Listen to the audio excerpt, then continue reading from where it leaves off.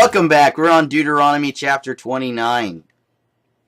These are the terms of the covenant the Lord commanded Moses to make with the Israelites while they were in the land of Moab, in addition to the covenant he had made with them at Mount Sinai.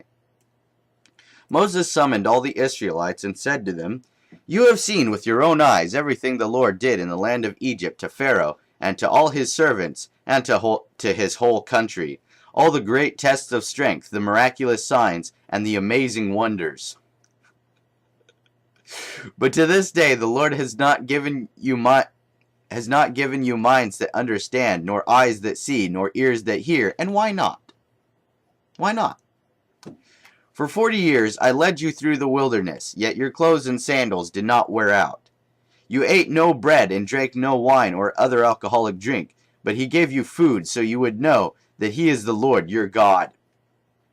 When we came here, King Sihon of Heshbon and King Og of Bashan came out to fight against us, but we defeated them. We took their land and gave it to the tribes of Reuben and Gad, and to the half-tribe of Manasseh as their grant of land. Therefore, obey the terms of this covenant so that you will prosper in everything you do. All of you, tribal leaders, elders, officers, all the men of Israel are standing today in the presence of the Lord your God. Your little ones and your wives are with you, as well as the foreigners living among you, who chop your wood and carry your water. You are standing here today to enter into the covenant of the Lord your God.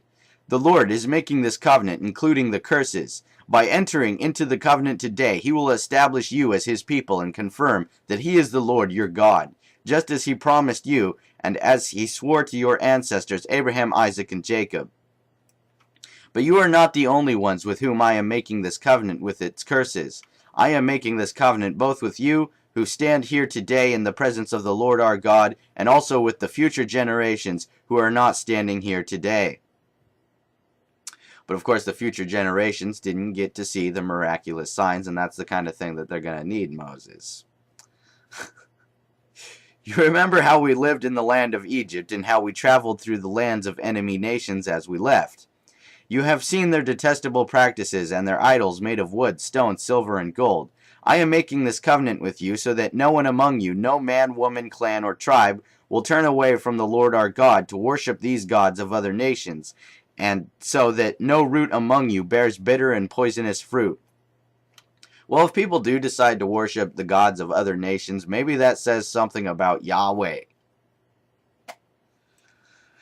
"Those who hear the warnings of this curse should not congratulate themselves, thinking, 'I am safe, even though I am following the desires of my own stubborn heart.' This would lead to utter ruin. The Lord will never pardon such people. Instead, his anger and jealousy will burn against them. All the curses written in this book will come down on them, and the Lord will erase their names from under heaven.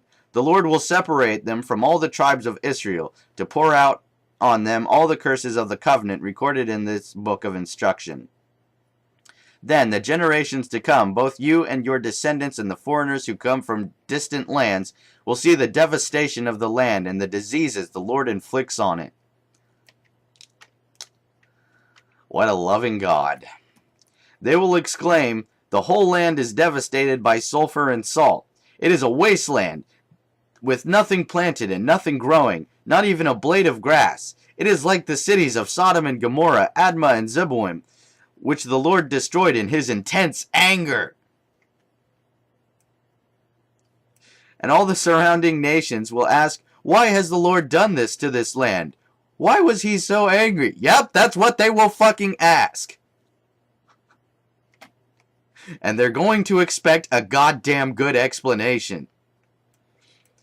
And the answer will be, this happened because the people of the land abandoned the covenant that the Lord, the God of their ancestors, made with them when he brought them out of the land of Egypt and then proceeded to enslave them.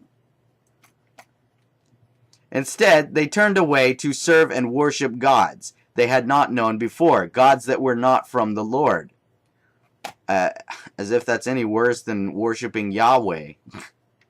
That is why the Lord's anger has burned against this land, bringing down on it every curse recorded in this book.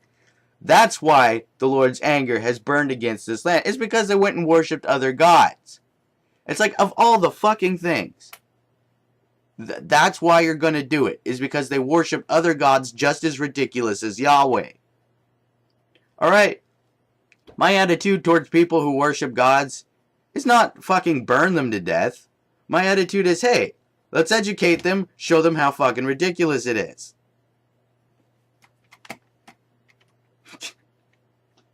In great anger and fury, the Lord uprooted his people from their land and banished them to another land where they still live today. The Lord our God has secrets known to no one. Why? Why are they secrets? We are not accountable for them, but we and our children are accountable forever for all that he has revealed to us, so that we may obey all the terms of these instructions. Why? That was Deuteronomy chapter 29. We will be back with Deuteronomy chapter 30. Have a good one. Peace out.